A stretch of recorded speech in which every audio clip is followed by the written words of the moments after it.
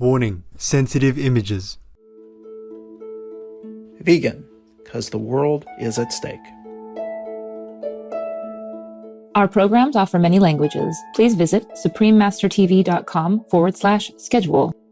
Si nous croyons que tout vient de l'amour de Dieu, alors on ne peut pas considérer, encore une fois, les animaux comme des objets. Please continue watching to find out more.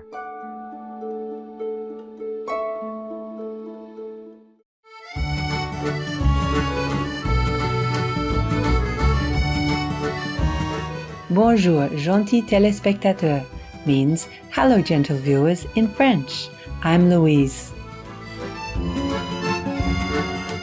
The blessed people of France thank you for your peace-loving kindness and pray for a vegan world to happen soon. May God bless you and your loved ones always.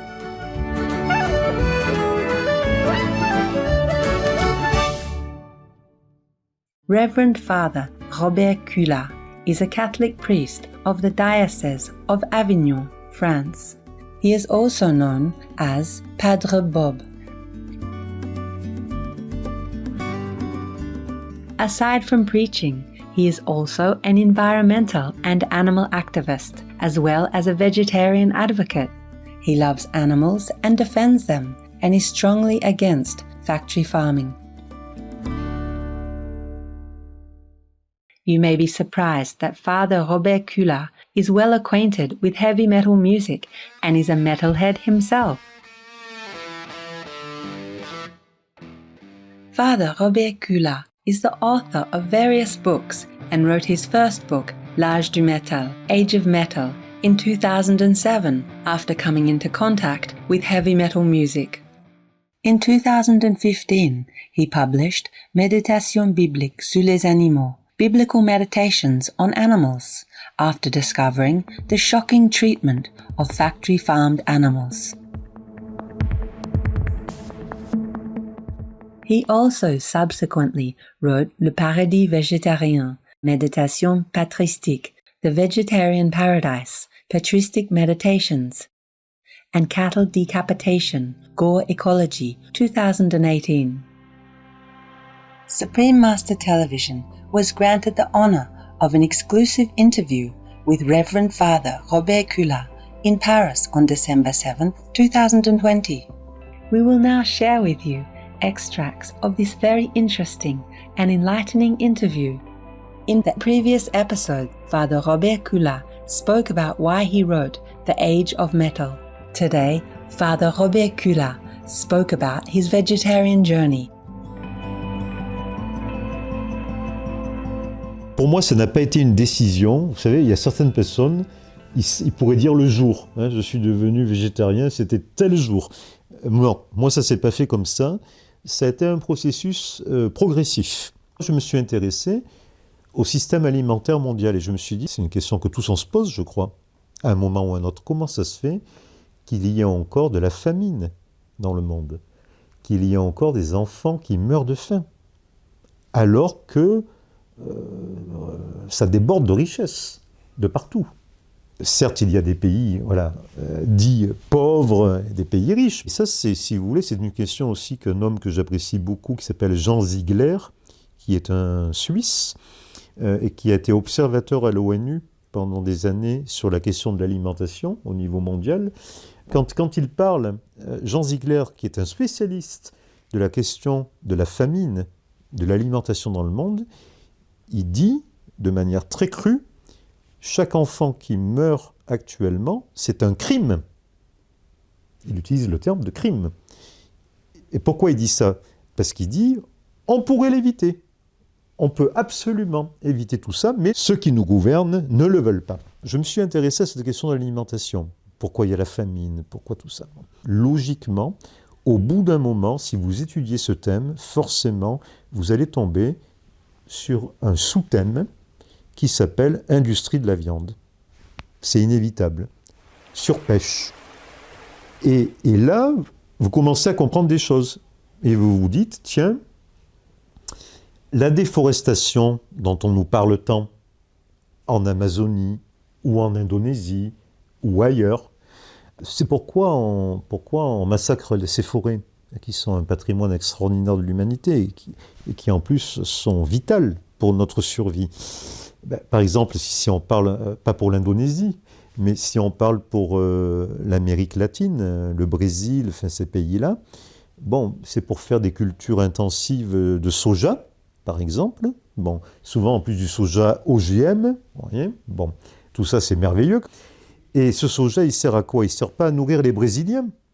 Le Brésil, c'est au contraire un des pays où il y a beaucoup de pauvreté, beaucoup de famine, mais il va servir à nourrir les porcs de Bretagne, dans nos élevages en Bretagne. J'ai commencé à comprendre comment fonctionnait cette industrie de la viande. Et à partir de ce moment, je me suis dit, tu ne peux plus cautionner, encourager par tes achats ce système qui est mauvais, qu'il faudrait absolument supprimer le plus rapidement possible.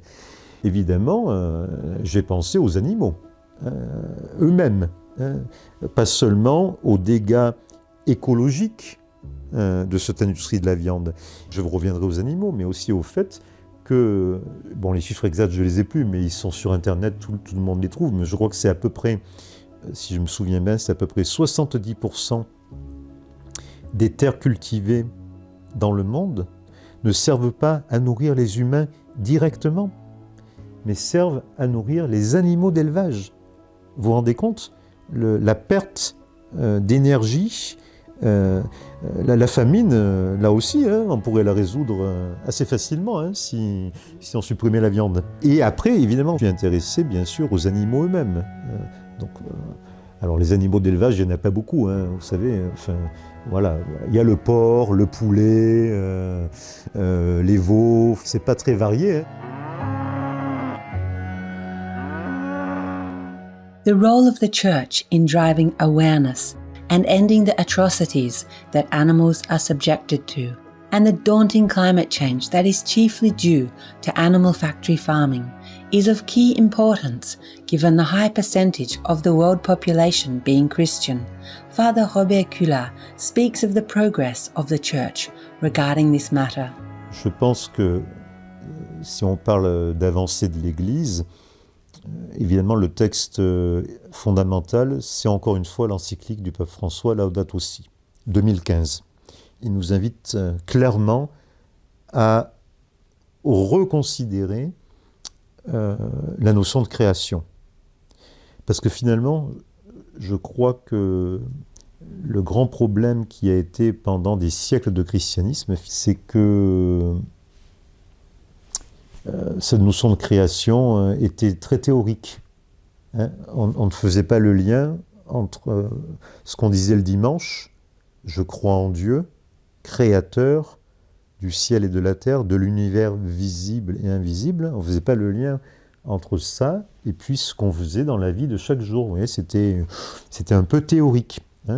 Et je crois que le pape François remet du concret là-dedans. Il nous dit, écoutez, si nous sommes vraiment chrétiens, si nous croyons que tout vient des mains de Dieu, si nous croyons que tout vient de l'amour de Dieu, alors on ne peut pas considérer, encore une fois, les animaux comme des objets, les maltraiter, les faire souffrir, etc. Il y a une cohérence. Donc je suis content de voir clairement cette avancée, ce progrès de la doctrine de l'Église, cette prise de conscience. En fait, c'est la crise écologique, je pense, qui a poussé l'Église, comme elle a poussé certains hommes politiques, comme elle a poussé vous et moi, tout simplement à prendre conscience. Donc, je suis content de cette prise de conscience. Je vais lire 3 passages qui semblent inviter vraiment les chrétiens dans le monde à se remettre en question. Je vais citer le numéro 230. Et en le citant, je vous le commente, parce que vous allez voir, je pense que c'est assez intéressant.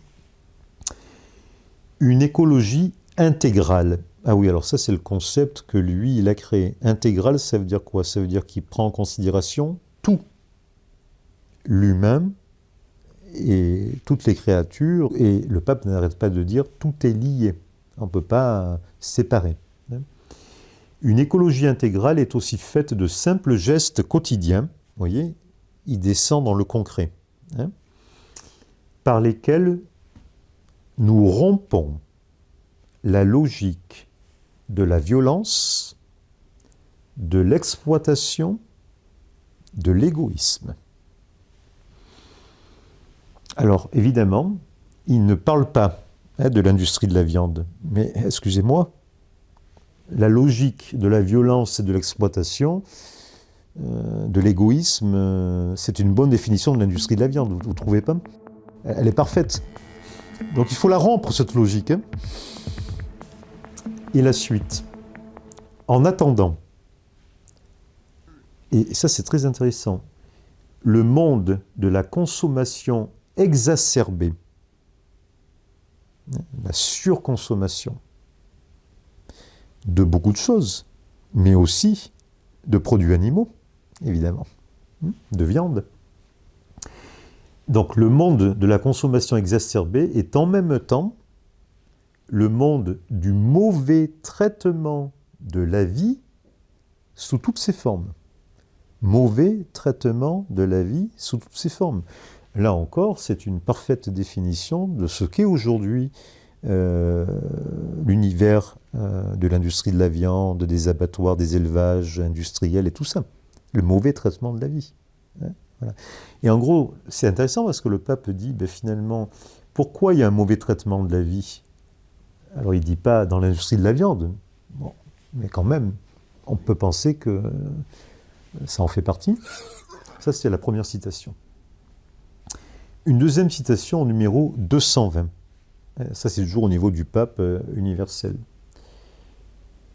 Cette conversion, c'est un mot fort, hein, parce que la conversion, d'habitude, on en parle quand on passe de l'incroyance à la foi. Hein. Cette conversion écologique implique aussi la conscience amoureuse de ne pas être déconnecté des autres créatures. Et le pape insiste beaucoup sur le fait que, certes, l'homme et la femme sont uniques, mais ils font partie de la famille des animaux. Et plus largement de la famille de toutes les créatures. Et d'ailleurs, je rappelle, en commentant ce paragraphe, que dans le premier chapitre de la Genèse, c'est très intéressant, les animaux terrestres sont créés le même jour que l'homme et la femme. Hein? On n'a pas séparé la création des animaux terrestres de la création de l'homme et de la femme, c'est le même jour. Les poissons et les oiseaux, eux, sont créés avant. Je reviens au texte. Donc, la conscience amoureuse de ne pas être déconnectée des autres créatures, de former avec les autres êtres de l'univers une belle communion universelle. C'est magnifique. Une belle communion universelle. Et là, on voit Isaïe. Enfin, relisons Isaïe chapitre 11, c'est exactement ça. Cette belle communion universelle. Le croyant ne comprend pas sa supériorité, parce que le pape maintient qu'il y a une supériorité de l'espèce humaine sur les autres espèces animales, comme motif de gloire personnelle ou de domination irresponsable, mais comme une capacité différente, lui imposant à son tour une grave responsabilité qui naît de sa foi. Grave responsabilité. Si on est les prêtres de l'univers, si on est les rois de la création, eh bien, on a une grave responsabilité vis-à-vis des autres créatures. Donc, attention. Là, je crois que c'est très très clair quand même.